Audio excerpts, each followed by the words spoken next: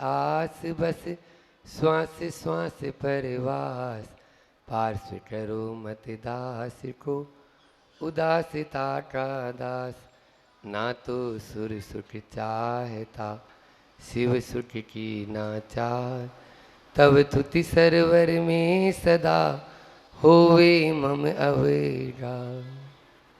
मूल नायक चिंतामणि पारसनाथ भगवान की, संत श्रोमणी आचार्य गुरु और विद्यासागर जी महामुनि राज की, परम पूज्य मुनि श्री अक्षर दुर्लभ सागर जी महाराज की। हो नहीं कृतज्ञ कभी न द्रोहन मेरे उर आवे, गुण ग्रहण का भाव रहे नित दृष्टि न दोषों पर जावे। मेरी भावना में हम प्रतिदिन यही भावना भाते हैं कि हम कृतज्ञ नहीं बने, कृतज्ञ बने। भले ही किसी ने छोटा सा भी उपकार किया है तो हमें उसका वह उपकार कभी भी भूलना नहीं चाहिए।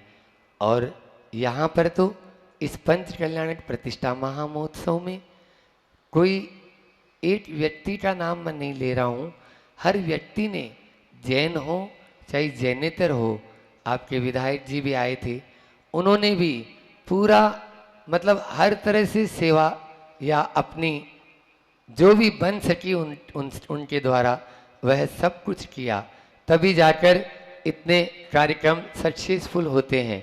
और यहाँ पर भी आपका भाजना में भी अब हम कह सकते हैं कि यह कार्यक्रम बहुत ही सानंद संपन्न हो चुका है। निर्विघ्नता की बात ही मत करो, क्योंकि अपन विघ्न शब्द ही मत लाओ ना, विघ्न शब्द बोलना ही नहीं है, आनंद बोलो। आनंद बोलेंगे तो आनंद के साथ में होगा। अपनी सोच को हम जितना बड़ा रखेंगे उतने ही व्यापक पैमाने पर हम आयोजन कर पाते हैं और उस आयोजन का उतना ही विस्तार से फल भी मिल पाता है। फल भी तभी मिलेगा क्योंकि भाव जैसे होते हैं। मतलब अपन कल्याण मंदिर में प्रतिदिन पढ़ रहे हैं कि किया फलंती न भाव शून्या, मतलब फलदायी क्रिया नहीं होती है। क्रिया जो है वो फलदायी नहीं है। भाव से शून्य कोई भी क्रिया की गई वो फलदायी नहीं होगी। मान लीजिए हमने भाव लगाया ही नहीं तो क्या होगा? कुछ भी नहीं होगा। और भाव लगा लिए तो सब कुछ हो जाएगा। इसलिए भावों के माध्यम से ही हम अपने परिणामों को उच्च से उच्चतर बना सकते हैं। विगत दिनों में यहाँ बाजना में अपन रहे, एक बार ऐसा हुआ कि कई बार होता है ना उत्तराधिकारी का चयन, तो एक पिता के सामने ऐसा ही प्रश्न आया कि किसको उत्तराधिकारी बनाया जाए। देखो शिक्षा लो इस उदाहरण के माध्यम से कि उन्होंने 3 बेटे थे, तीनों बेटों को 1,000 रुपये दे दिए। तीनों बेटों को 1,000 रुपये दिए और 1,000 रुपये देकर कहा कि 3 दिन का समय देते हैं, ये जो कमरा है इसको पूरा भरना है, सामान से या किसी से भी पूरा भरना है। पहला बेटा था, वो सोचा अब 1,000 रुपये में क्या आएगा, कुछ भी नहीं। एक काम करते हैं, अपन सट्टा लगाते हैं और उसमें 1,000 के 10,000 हो ही जाते हैं, तो 1,000 के 10 हो जाएंगे तो अच्छा रहेगा। उसने सट्टा लगा लिया वो 1,000 रुपये। आप भी जानते हो कि वहाँ कुछ मिलने वाला नहीं, जाता ही है वहाँ पे, नाम ही उसका सट्टा है कि जो सब सुपड़ा साफ कर दे आपका, उसको बोलते हैं सट्टा। तो यह है जुआ खेलना, वैसे भी बहुत भयंकर पाप और व्यसन है। इसके बाद में दूसरे बेटे का नंबर, अब 1,000 रुपये पापा ने दिए तो क्या होगा, तो गया नगर निगम वालों से बात किया कि नगर निगम वालों का जो कचरा है वो बाहर फेंकते हैं, तो वह नगर निगम के पास गया और 1,000 रुपये में उस कचरे से उस कमरे को पूरा ठसाठस भर दिया। तीसरे बेटे ने कुछ नहीं किया। 3 दिन पूरे हो गए। अब इधर पिताजी ने वापस से बुलाया, क्यों बेटो क्या किया आप लोगों ने? एक ने मुंह लटकाया हुआ था, पिताजी भाग्य ने साथ नहीं दिया। होता ही है, भाग्य ने साथ नहीं दिया। अपना रोना कुछ नहीं बोलेगा, अपनी करनी नहीं बोलेगा, भाग्य ने साथ नहीं दिया तो सट्टा लगाया था और मैं 1000 रुपये हार चुका हूँ। दूसरे से, हाँ पिताजी मैंने आपने बोला था वैसा ही किया, आपके शब्दों का पालन किया अक्षर से, और लेके गए जिस कमरे को भरना था उस कमरे को जैसे ही खोला तड़ तड़ तड़ तड़ कचरा पूरा नीचे गिरा और पूरा बदबू से भरा हुआ, क्योंकि नगर निगम का कौन सा मटेरियल, साफ मटेरियल थोड़ी मिलेगा, जो कचरा पट्टी होते हो फेंकते हो वो कचरे से भर दिया उसने। अब 1000 रुपये में तो अब वो पूरा बदबू नाक के ऊपर रुमाल लगा के दोनों बाहर आ गए बाप बेटा। तीसरे बेटे को बोला तुमने क्या किया बेटा? बस कुछ नहीं, चलो पिताजी आप ही देख लीजिए। वहाँ देखा तो कुछ नहीं, कमरा बिल्कुल खाली, कमरा बिल्कुल खाली। बोले मैंने तो भरने के लिए बोला था और तुमने कुछ भी नहीं किया। बोले नहीं नहीं अभी भर गया है, आप अंदर तो चले। अंदर गए, देखा एक छोटी सी ऐसी लकड़ी की टेबल, उस टेबल पर आचार्य श्री जी की फोटो रखी है और सामने एक दीपक, उसके पास माचिस, उसने माचिस जलाई और दीपक जलाया। पिताजी ये कमरा पूरा उजाले से भर गया है। अगरबत्ती रखी हुई थी, अगरबत्ती जलाई, पिताजी ये कमरा पूरा सुवासित सुगंध से भर चुका है। आपके ऊपर निर्भर है, आप दुर्गंध से भरना चाहते हैं या सुगंध से भरना चाहते हैं। और 1000 रुपये में से 100 रुपये भी खर्च नहीं हुए, उसने 900 रुपये वापस पकड़ा दिए। 900 रुपये पिताजी को देते हुए, पिताजी ये थोड़ा सा छोटा सा दीपक और ये अगरबत्ती के पैसे लगे, घी के पैसे लगे, बाकी कुछ नहीं लगे। अब बताइए, इस प्रकार से हम थोड़ी कीमत में भी अपना काम कर सकते हैं और अच्छे से सबको सुवासित कर सकते हैं। इसी प्रकार से हम आगे भी करते रहें। निश्चित रूप से यह आप लोगों के लिए एक बहुत ही, मैं तो बाजना वालों को बहुत पुण्यशाली समझता हूँ, बहुत ही ज़्यादा पुण्यशाली। आप लोग भी, जो भी यहाँ पर आया है, अशोक भैया भी बोल रहे थे, रेखा दीदी भी बोल रही थी, है ना? क्यों? क्योंकि जो हमने नहीं सोचा वो कार्य बाजना वालों ने कर दिखाया। जो हमने नहीं सोचा, प्रतिमा यहाँ पर पहले से थी नहीं, हम आए, आप लोग प्रतिमा भी शाम को ही लेके आ गए। मैंने बोला ये तो गजब है, हमारे से एडवांस चल रहे हैं। और प्रतिमा जैसे ही आई, उस प्रतिमा का पंच कल्याण करना है, बस भूमिका वहीं से, क्योंकि पहले ही दिन first impression is last impression. आपने पहले ही दिन ऐसा फटाका फोड़ दिया, इतने बड़े श्री जी लेकर आ गए कि अब इनकी प्रतिष्ठा कराओ। ठीक है, ये करवाना है। धीरे धीरे धीरे धीरे भूमिका बनी और एक नहीं, दो नहीं, 18 श्री जी की यहाँ पर प्रतिष्ठा, पंच कल्याण प्रतिष्ठा महामहोत्सव, आदर्श पंच कल्याण आप लोगों ने प्रस्तुत किया। इतने अल्प समय में भी व्रत स्तर पर आपने बहुत अच्छी तैयारियां करके आव बजट के साथ में सबके लिए यह एक कार्य दिया, बहुत ही अच्छा। कमियां तो देखो सब में हैं, मैं भी पूर्ण नहीं हूं अभी, तो अपन सभी एक दूसरे की कमियों को देखेंगे तो कभी भी पूर्णता की ओर नहीं जाएंगे। लेकिन हमारे यहाँ गुरुजी बार बार कहते हैं, बंद घड़ी भी दिन में 2 बार सही समय बताती है। बंद घड़ी भी दिन में 2 बार सही समय बताती है। दृष्टि हमारी देखने की होनी चाहिए।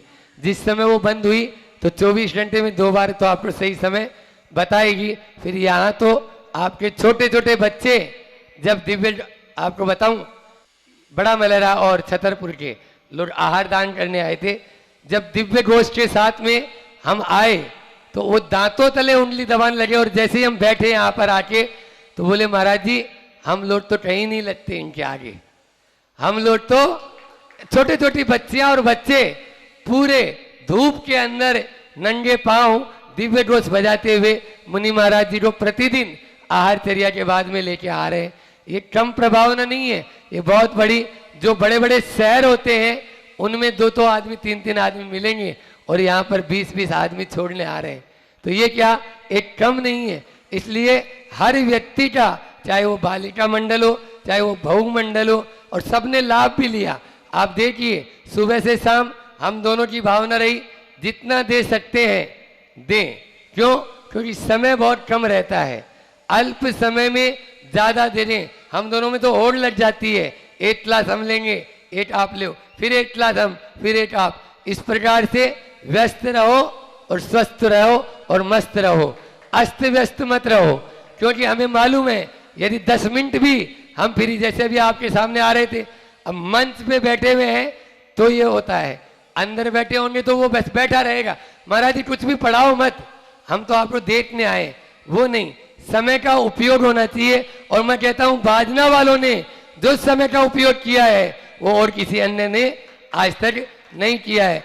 आपने 30-31 दिन में पूरे समय का भरपूर उपयोग किया है, भरपूर उपयोग। चाहे मूठ माटी की क्लास हो, चाहे महाराज जी की रत्नकंठ श्रावकाचार्य की क्लास हो, चाहे अन्य, और शाम की आचार्य भक्ति के बाद में पाठशाला हो, जो जिन सरस्वती क्लास लेते हैं वो हो। इस प्रकार से सुबह से शाम तक। और अभिषेक की बात तो क्या कहें, आप लोगों ने भी नज़ारा देखा होगा कि स्वर्ग से देवता लोग उतर के आ गए हों।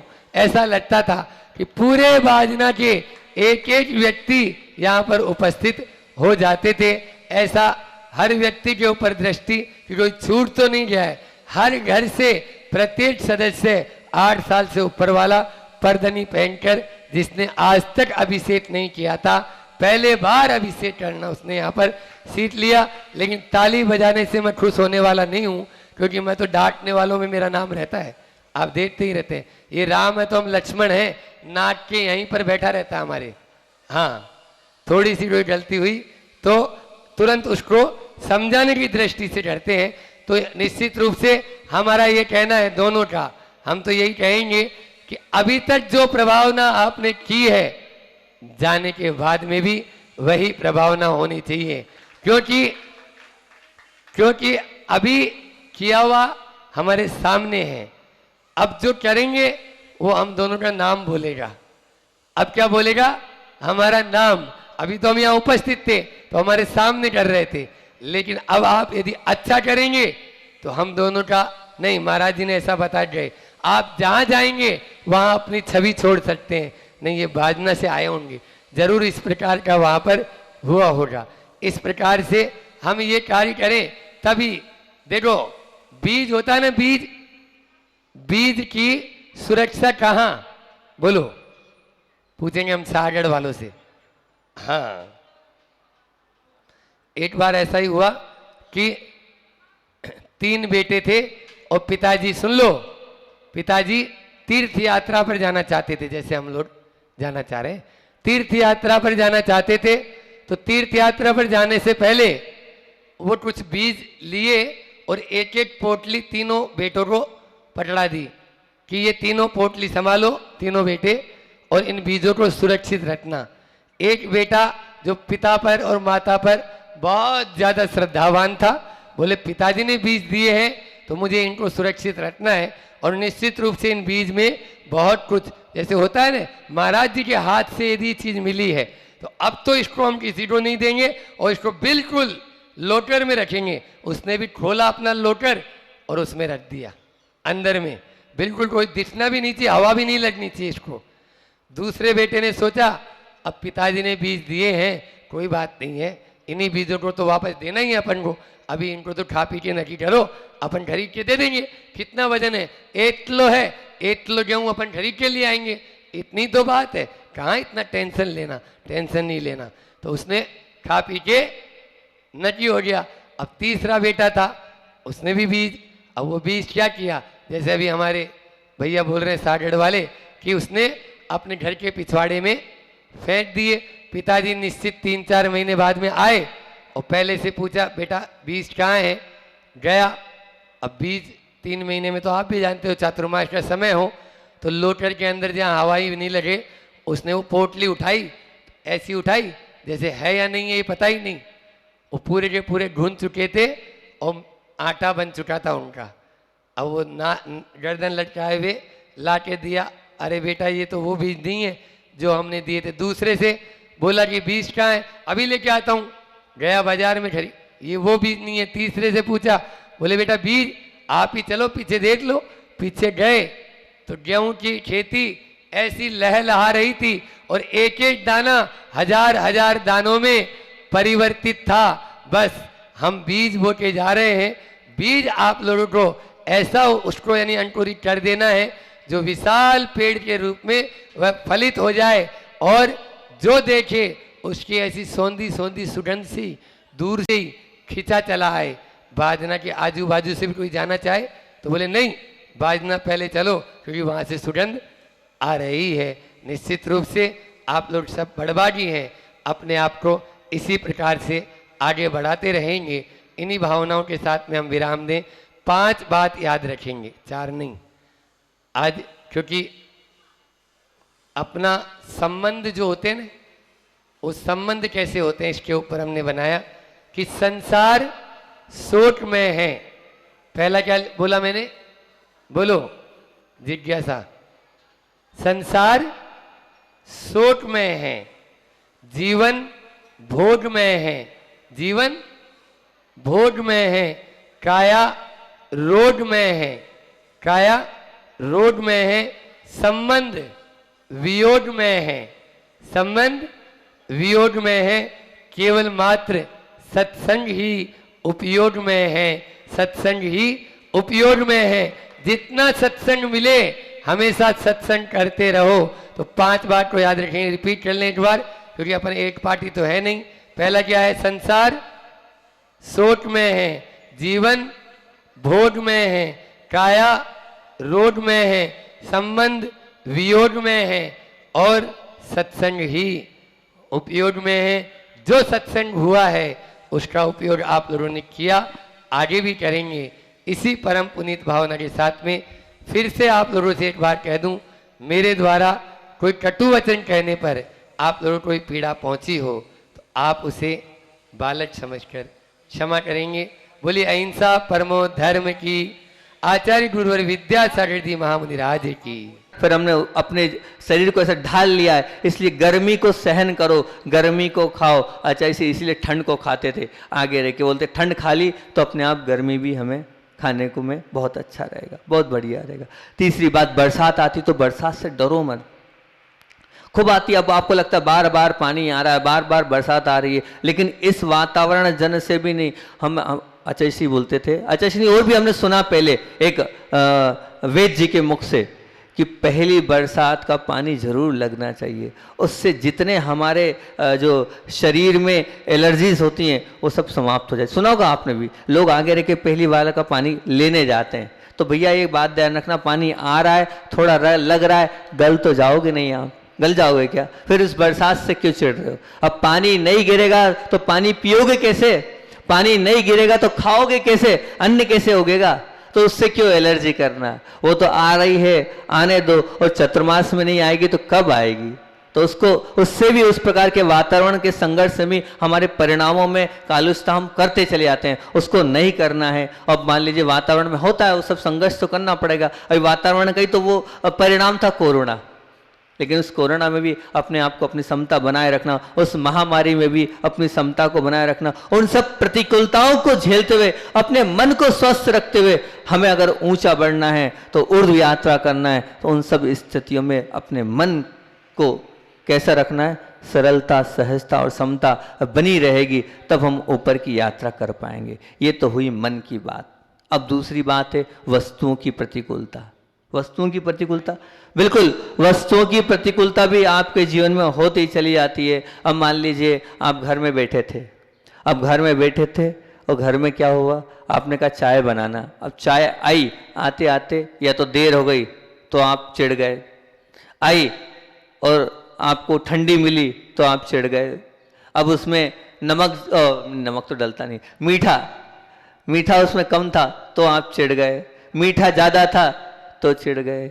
ये स्थिति बनती, वस्तु की प्रतिकूलता होती है और आपके मन में उद्वेग आता चला जाता है, आप गुस्सा करते चले जाते हैं। लेकिन नहीं, ऊर्ध्व यात्रा करना है तो ऐसे उद्वेग से काम नहीं चलेगा, मन को संभालना पड़ेगा। मान लीजिए व्यापार है और व्यापार में नुकसान हो गया, अब वो तो है, लाभ हानि तो लगी रहेगी। संसार है, संसार में हर प्रकार की परिस्थितियों से गुजरना करता है, कभी छांव तो कभी धूप, तो वो धूप और छांव से भरा है जीवन है, तो कष्ट सहन करना पड़ता है। व्यापार में नुकसान भी होता है तो फायदा भी होता है। अब उसमें हम संकल्प विकल्प करें तो क्या होगा? मान लीजिए आप जा रहे थे और जाते जाते आपकी गाड़ी पंचर हो गई, अब क्या होगा? अब आप गाड़ी को चिल्लाते रहो, किस्मत को रोते रहो, या गाड़ी खराब हो गई अब उसको करते रहो, नहीं, उससे कोई मतलब नहीं। परिणाम मत खराब करो। ऊर्ध्व यात्रा करनी है तो परिणाम खराब करने से कोई मतलब नहीं है। गाड़ी खराब हुई है, गाड़ी पंचर हुई, वो तो होना था, हो गया। अब उससे लड़ना है तो उसका समाधान ढूंढो। अगर समाधान ढूंढोगे तो मन में प्रशंसा आएगी, उसमें परिणाम खराब करोगे तो प्रशंसा बिल्कुल नहीं आनी है। अब मान लो माँ बहन है, अब आजकल मेहनत तो करना नहीं, कल हमने कहा था वॉशिंग मशीन दवाई, अब वॉशिंग मशीन खराब हो गई तो क्या है, अब चिड़चिड़ाहट हो रही है। अब वो चिड़चिड़ाहट उस वॉशिंग मशीन की किसी और पे उतरती है निश्चित। अब वो वॉशिंग मशीन खराब हो गई है, चल नहीं रही है, हाथ से धोना पड़ता है, तो ये सब वस्तुओं की परेशानी होती है। लेकिन इन सब वस्तुओं की परेशानियों में आपको अपने जीवन को संभालना है, तभी ऊर्ध्व यात्रा कर सकते हो। मान लीजिए आपका मोबाइल था, मोबाइल गुम हो गया, मोबाइल खराब हो गया। सबसे ज़्यादा आज एक ही चीज़ है वो मोबाइल, बाकी सब चीज़ आज जो है ना, अपने प्राणों से प्यारा क्या है?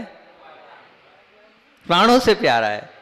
मतलब इतना वो किसी का ध्यान नहीं रखता है, अपने शरीर का भी आजकल मैंने सुना ध्यान नहीं रखता जितना वो मोबाइल का ध्यान रखता है, जितना वो मोबाइल का ध्यान रखता है। अगर मोबाइल गुम हो जाए तो समझ लो चला गया। क्यों? बहुत सारा डाटा था उसमें महाराज जी, जीवन की सारी तपस्या उसमें थी। भले 10,000 चल जाएं, एक बच्चा का मोबाइल घूम गया तो बोले महाराज जी वो पर्स चले जाता, उसमें इतने पैसे थे। तो मैंने कहा वो पर्स में कितने थे? बोले पर्स में लगभग 1.5-2 लाख रुपए थे। मैं मोबाइल कितने का? बोले 20,000 का। बोले महाराज जी 2 लाख से कीमती वो मोबाइल है, 2 लाख मेरे से ले ले पर वो मोबाइल ला दे, मैं जानता हूं उसमें क्या क्या है मेरा। तो ये स्थिति है, मतलब आज मोबाइल आपका बहुत कीमती हो गया। अब वो घूम गया, वो खराब हो गया, वो इधर उधर हो गया, वो मिल नहीं रहा है, तो फिर आप उसमें आदरो ध्यान कर रहे हो। ये वस्तुओं का संघर्ष आपके जीवन में चलते आ रहा है। जेब कट जाती है, पैसा चला जाता है, चोरी हो जाती है, ये सब समस्याएं, वस्तुओं की प्रतिकूलताएं हमारे जीवन में चलती आ रही है, चलती है। इन सब प्रतिकूलताओं में अपनी समता को बरकरार जो रखता है वही ऊंचाइयों को छू पाता है। और ये सब घटेगा, संसार है तो इस संसार में ये सब चीजें आपके साथ आएगी और उन सब चीजों को आपको लेके चलना है और अपनी समता को बरकरार रखना है। अब मान लो व्यक्ति से संघर्ष, अब व्यक्ति से कैसे ध्यान रखना? व्यक्ति में जैसे वो पतंग थी ना, उस पतंग को बंबई से कोई मतलब नहीं था, मलाड़ से भी कोई अंधेरी वाली को मलाड़ से मतलब ना, मलाड़ में भी पूर्व और पश्चिम वाली पतंग, उस पूर्व में अगर वो पतंग उड़ रही तो पश्चिम वाले से मतलब नहीं, उसमें भी और अंदर घुसा दिया तो मलाड़ में भी अलग अलग निकेतन है, शांति निकेतन अलग है, लक्ष्मी निकेतन अलग है, एक कॉलोनियाँ, किसी को कोई मतलब नहीं।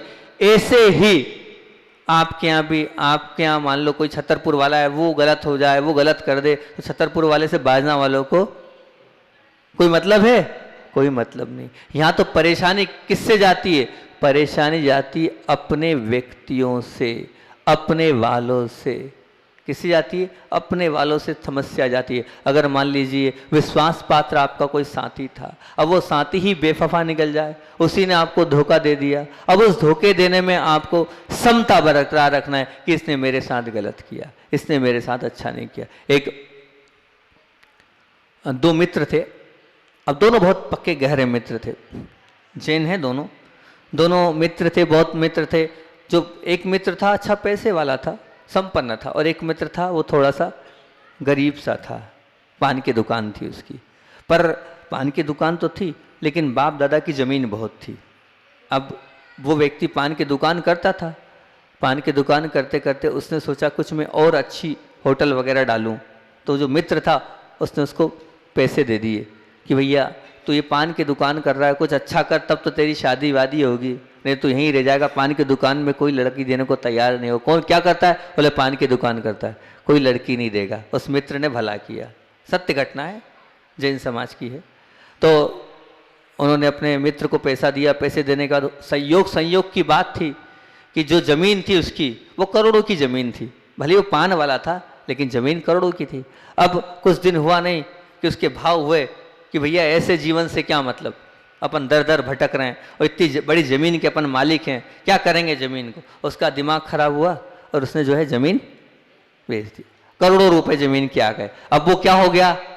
अभी तो वो सड़कपति था, वो करोड़पति हो गया। अभी तक क्या था? वो सड़कपति था, वो नुक्कड़ पे पान की दुकान लगाता था, अब वो करोड़पति हो गया। जब वो करोड़पति हुआ तो निश्चित तौर से फिर उसने क्या किया, अब उसने ब्याज देना प्रारंभ किया, सब जगह सब कुछ प्रारंभ किया, दिन अच्छे आ गए उसके, अब पैसा भी हो गया, गाड़ी भी हो गई, अब मकान भी बहुत अच्छा बन गया, सब कुछ हो गया। वो मित्र जिसने पहले साथ दिया था, वो जो मित्र था उस जिसने पहले साथ दिया था, वो मित्र को एक बार पैसे की आवश्यकता लगी। अब पैसे की आवश्यकता लगी तो मित्र वहाँ अपने मित्र के पास पूछा, भैया यहाँ इतने इतने पैसे की आवश्यकता, वो भी अच्छे कार्य के लिए, तीर्थ यात्रा की वंदना के लिए जाना था, तीर्थ यात्रा की वंदना के लिए जाना था। और उस मित्र के भाव थे कि तीर्थ यात्रा की वंदना के लिए जाना है तो शुद्ध कमाई से जाना है। और शुद्ध कमाई कैसे होगी, तो शुद्ध कमाई उसने एक व्यापार किया था, लेकिन उस व्यापार में अभी मिलना लेट था, तो उसने अपने मित्र से ले लेता हूँ। वहाँ पहुँचा, अब मित्र को बड़ा डर लगे कि मैं पैसे दूंगा तो ये देगा कि नहीं, तो उसने बड़े उससे कह दिया जो लाखों करोड़ों का ब्याज बांट रहा है लोगों को। और वो मित्र बोलता है अपने मित्र से कि भैया अभी नहीं है। क्या बोला?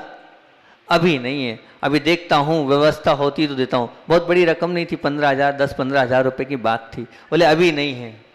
ये स्थिति होती है। तो उस मित्र को लगा देखो क्या है ये जमाना क्या है, जब इसके पास कुछ नहीं था तब मैंने इसकी मदद करी, और जब आज इसके पास सब कुछ हो गया तो 10-15 हजार रुपए में मुंह देख रहा है कि अभी कुछ नहीं। ये स्थिति है और ये वास्तविकता है, ये मान के चलना। आप अगर आपने किसी की मदद करी है, अपेक्षा मत रखना कि वो आपकी मदद करे, अपेक्षा मत रखना। अगर आपने अपेक्षा रखी तो ये मान के चलना कि आप जब अपेक्षा नहीं से खरे नहीं उतरी आपकी, तो फिर आपको आद्रोध ध्यान होगा, आपको बहुत मन में क्लेश होगा कि मैंने तो बहुत किया था, इसने मेरा नहीं किया। नहीं, आप जब करो कर्तव्य मान के करो।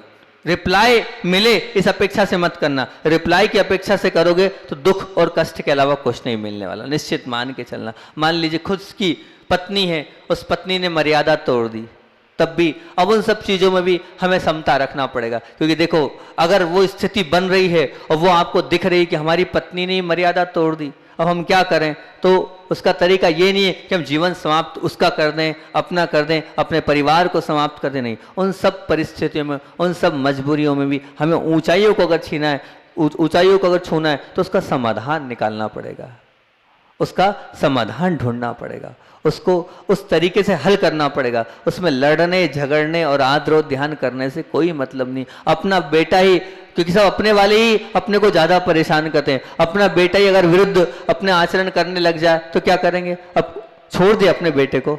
नहीं भैया, बेटा तो अपना ही है, उसको छोड़ नहीं सकते, छोड़ने से कोई मतलब नहीं है। अब उस हम जिस तरह से जैसे भी हो प्रयास करें, और प्रयास तक करें, क्योंकि हम बार बार बोलते हैं कि हम कर्तव्य कर सकते हैं। कर्ता मत बनो आप, कर्तव्य बुद्धि रखोगे तो अपने जीवन में कभी सफल नहीं होगे। कर्तव्य करो, एक कर्तव्य वहां तक हम समझा सकते हैं, उसके आगे नहीं समझा सकते। अभी 4-6 दिन पहले एक श्रावक आए, बहुत परेशान थे, बहुत परेशान, बहुत बड़े व्यक्ति हैं, यहीं आए थे बाजना में आपके 4-6 दिन पहले, मतलब तो बहुत बड़े व्यक्ति हैं। अब वो बहुत बड़े व्यक्ति हैं, नामी हैं, बहुत नाम उनका है पूरे देश में।